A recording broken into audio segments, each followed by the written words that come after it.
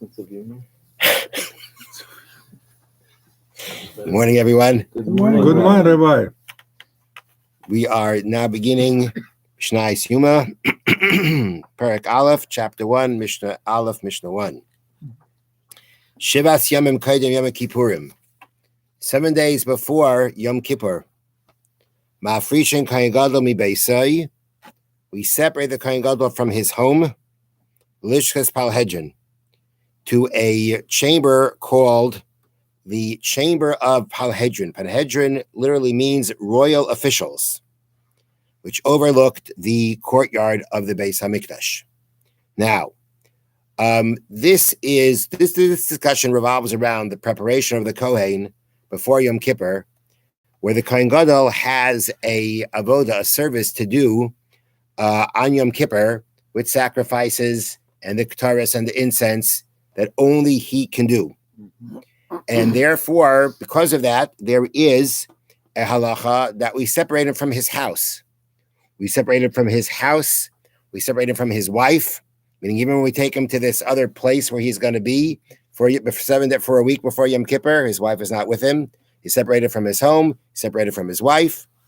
And the idea and the source of that he is separated from his home in preparation for Yom Kippur is derived from the words of the Torah that actually compares the 7 days that the Kohanim were separated from their homes as they were being trained to become Kohanim. When they first became Kohanim, the Torah says that that's done also when, based on the words of the Torah, we learn that that is going to be done to the Kohen when it's a question of gaining atonement for the Jewish people also, meaning on Yom Kippur. So the idea of being separated from his home is derived from verses of the Torah. The idea of being separated from his wife is because if he's going to be with his wife and he cohabits with her, he's going to become tameh, he's going to become impure. And he's going to need to go to the mikveh to purify himself before he can do the service. And perhaps for whatever reason, it could come out that he makes himself impure and doesn't have enough time to make himself, to go to the mikveh and purify himself for Yom Kippur. And therefore, he is separated from his home and from his wife. He is taken to the Lishkas Palhedrin. They're called the Chamber of the Royal Officials. Why was it called that?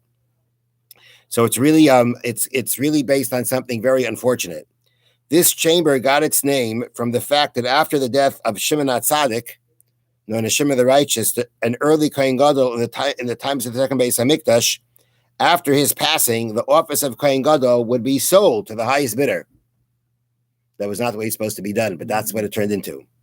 Since these Kohanim Gedolim were wicked, Hashem did not allow them to serve for a full year. They never lasted for a full year. And they were constantly being replaced, like royal officials who serve at the king's whim. Right? The king changes over his cabinet, when he wants. Well, here is the Kohen Gadol, high official in Hashem's palace, but they were constantly changed because of the fact that they weren't worthy of living long enough. But that's why it's called Palhedrin. They were kosher Kohanim, though, right? As far as I know, yeah. Okay, not like just not necessarily worthy for the position. Yeah, gotcha. All right. Then it says, "Umaskinin loy kohen acher tachtav," and we set and we appoint, or we make sure to have another kohen to substitute for him.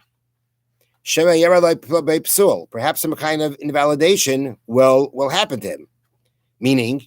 Perhaps again, he's going to become tameh at some point, being able to make him to purify himself in time for Yom Kippur. So, no Kohen Gadol. What are we going to do? The answer is we have another one waiting just in case he is not going to be available. This is not the skan. The deputy Kohen Gadol was prepared for this purpose. Okay. It was the skan. That's what skan Gadol was prepared for. And they add here in the notes, he was fitted with the Kohen Gadol's Yom Kippur garments. They fit him in case he's going to be the one wearing them, and warned him to remain tar. You have to make sure that he stayed pure. He was not, however, separated from his home for 7 days, since it's not crucial to being able to perform the Yom Kippur service. Meaning, it seems that we learned from the Torah to separate him, but it's not like if he wasn't separated that he's invalidated. So in the case of the replacement Kohen Gadol, we don't make him go so far as to separate himself in case he ends up being the Kohen Gadol. Just like we tell him, make sure you stay pure. Pure can mean he has to make sure that he has no kind of emission of semen from him. So that because that would make him impure, and he'd have to go to the mikveh before he could do his service in Yom Kippur. And we're afraid that maybe something will happen, he won't be able to become pure. And therefore, number one, we make sure that he's gonna on his own. We do make sure that he's gonna remain pure by separating him. And the deputy Kohen Gadol, we have in place in case something just happens that it happened, and but he doesn't have to separate himself from his house. Now, continuing on this theme that we just said, that we appoint, we make sure we prepare another Kohen to be Kohen Gadol in his place if needed. Rabbi Yehuda says, Af isha cheres maskirin lai. We actually prepare a woman for him to marry. Shema tamas ishtai. Maybe his wife's going to die. And if his wife dies, that's going to validate him. Why? Shenemar, as it says, v'chiper ba'adoi uva'ad beisai. The Kohen Gadol has to atone on Yom Kippur for himself and his house. Beisai zayishtai. Your house is another word for one's wife. So that means that we need that his wife is being atoned for. Well, if his wife suddenly dies before the service, he's got a problem. How is he going to fulfill that? And therefore, there's another woman in the waiting that in case his wife dies, he can marry her so that he should be able to do the service. Amrulai. They said to him, Im Kain, if so, Ein Davar Seif. If you're going to be worried about this, then there's no end. Meaning, if you're concerned with sudden death, then maybe the second one, maybe the one that you're prepared also is going to suddenly die. So therefore, it can't. Therefore, the sages said to you, they can't be that we're gonna go being concerned for a sudden death of his wife, because then it would be no end to it. Okay, but we still do substitute another Kohen in case it becomes impure. Becoming impure, having some kind of seminal emission, that is not considered uncommon enough that we shouldn't be concerned about it. And therefore, for that concern, we will go ahead and have a substitute waiting in case needed. Now, here's a different question, there's a different question.